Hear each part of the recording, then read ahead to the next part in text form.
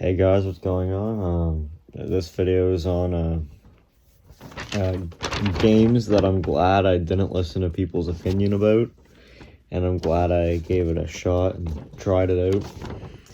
A lot of these games will probably come to you at no surprise, to be honest, because yeah. So, and I think the problem with I'm just gonna go on a different topic right now for the start altogether. I think the way AAA gaming works nowadays, it's like it's a 50-50 chance if it's going to be bad or good. And I know why, or I think I know why, or my personal theory is people hype them up to be the game that ends all games. Like they hype it up to be something that it's really not.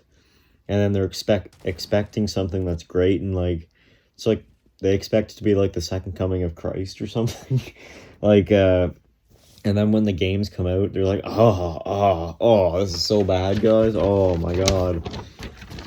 Yeah, I don't know. That's just my personal theory. So the first game I want to talk about, it's probably gonna come to no surprise at all, like I said. Cyberpunk 2077. I am really glad that I gave this game a shot because it was really, really, really fun. I love the open world of a dystopian future. I really like the aesthetic of it. Yeah. What I heard at first, obviously, I'm sure everyone's heard of this. Like, it was a glitchy mess. Nothing worked. Crashed a lot.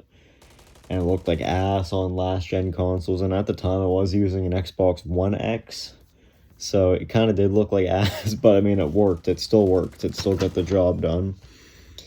And I got like halfway through it, the story, but then I got bored, so I just stopped playing it. But that's not even the game's fault. That's just me. That's my problem with games. I just get bored halfway through, so I just don't finish it. Yeah.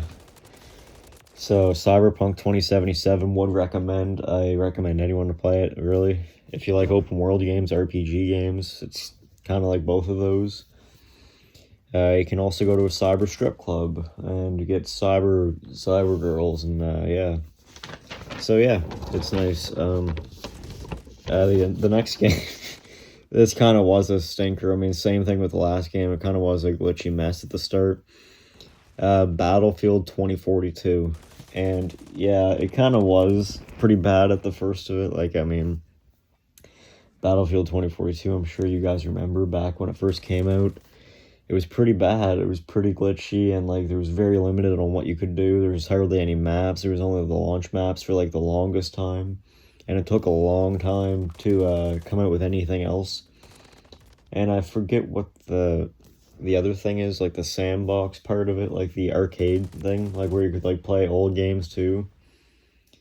Within Battlefield 2042, you can play World War II game or World War II-esque games that EA came up with for the Battlefield series, like Bad Company and shit like that. And from what I heard too, that was pretty ass too. It was very limited, and it wasn't anything like what we were told or led on to believe at all. And yeah, that's basically all I have to say with that. I really enjoyed it. For a time, that was my main go-to game, actually, surprisingly. I bought all the battle passes in that up until a couple of years ago. I would have got bored of it, I think. Yeah. And my next game, it kind of fits this description a little bit, because I remember hearing a bunch of people saying, oh, you don't want to play that, that's ass.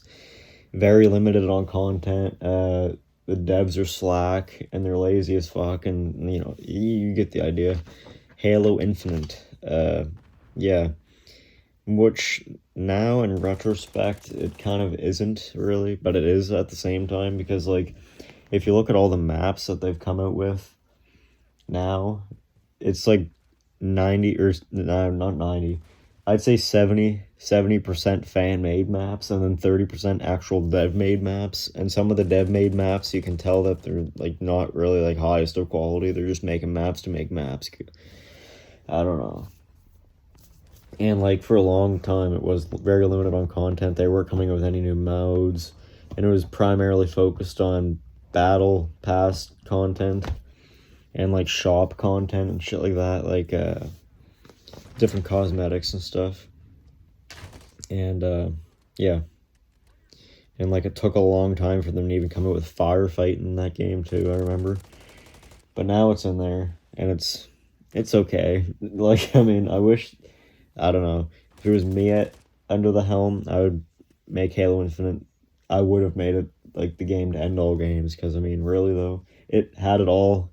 It could have had it all, but they wasted their potential. Like, I mean, that's really the only way you can put it, really. Now for the next two games, it's going to be a bit different. It's not glitchy, and it's not messy. It's not like it doesn't crash or anything. It's just more so, you'll see what I mean. The next game is Diablo 4.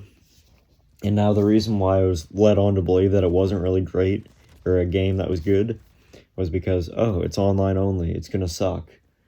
But there's a difference between this and Call of Duty, because Call of Duty has bad servers.